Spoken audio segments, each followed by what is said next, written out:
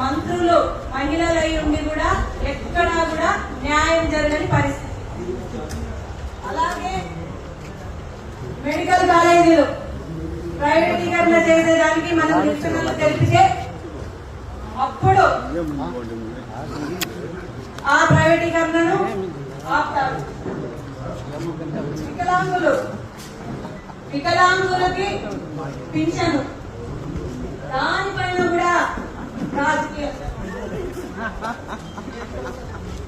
Last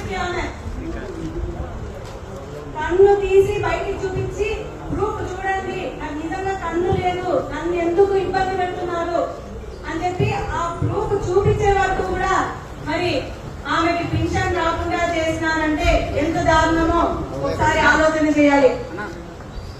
మరి స్కూళ్ళ పరిస్థితి, మనం నాడు నేడు కింద ఇచ్చిన బ్యాగులు బెంచ్లే ఉన్నాయి తప్పితే దానికి కేవలం రంగు మార్చారంటే, కానీ బ్యాగులు వీళ్ళు ఇచ్చినటువంటి బ్యాగులు చూసుకుంటే వాళ్ళు ఇచ్చిన నెలకే బ్యాగులన్నీ కూడా చిరిగిపోయినాయి.